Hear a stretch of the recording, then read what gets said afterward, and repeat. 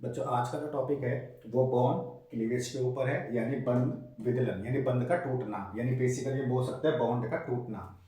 Bond जो टूटता है वो दो टाइप में टूटता है, एक तो होमोलिसिस है और एक हेटेरोलिसिस है। होमोलिसिस को हिंदी में भी यही बोलते हैं और हेटेरो को हिंदी में यही बोलते हैं। होमो का मतलब क्या होता है? बेसिकली होमो का मतलब होता है सेम, और जो हेटेरो है तो हेटेरो का मतलब होता है डिफरेंट। तो इस चीज का ध्यान रखना।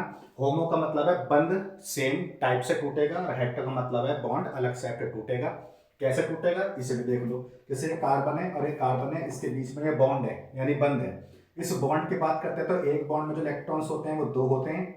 होमो का मतलब सेम, सेम का मतलब अगर इस बंध को यानी बॉन्ड को यहां से तोड़ता हूं तो एक जो इलेक्ट्रॉन है वो इस सी के पास आएगा और एक किसके पास आएगा? दूसरे वाले सी के पास आएगा।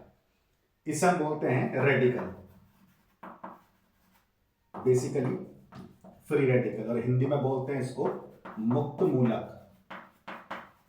बात आती है हेटेरो की, तो हेटेरो का मतलब क्या? जैसे कार्बन है और एक कार्बन है, इन दोनों के बीच में इलेक्ट्रॉन्स ये रहे, तो हेटेरो का मतलब है दोनों जो इलेक्ट्रॉन्स हैं वो सिर्फ एक ही कार्बन के पास जाएंगे, या तो इस पे या तो इस पे। तो मान लेते हैं दोनों जो है इस कार्बन के पास गए। अब ध्यान से सोचने वाली है कि इन दोनों कार्बन में जो इलेक्ट्रॉन्स हैं, एक तो इस कार्बन का खुद है, दूसरा इस कार्बन का है, यानी ये कार्बन इस वाले को भी अपने साथ लेके चले गया। तो इस कार्बन पे चार्ज आ जाएगा माइनस का और इस कार्बन पे चार्ज आ जाएगा प्लस का। अब ये सभी को पता होगा प्लस का मतलब कम होता है, माइनस का मतलब ज्यादा होता है। जो प्लस होता है उसे हम बोलते हैं कार्बोकैटायन। ये किसको बोलते हैं? जिस पे प्लस का चार्ज है।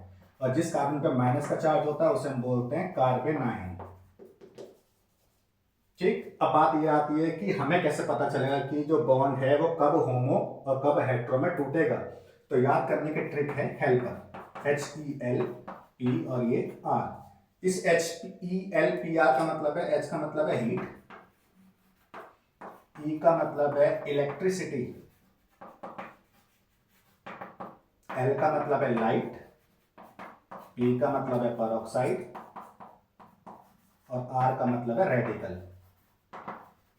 तो आपको ध्यान में रखना है कि होमो और हेटेरो, तो जहां भी ये हेल्पर होगा यानी जहां भी इन पांचों में से कोई होगा वहां पे जो बॉन्ड है यानी जो बंध है वो होमोलिसिस टाइप से टूटेगा, मुक्त मूलक यानी फ्री रेडिकल बनेंगे।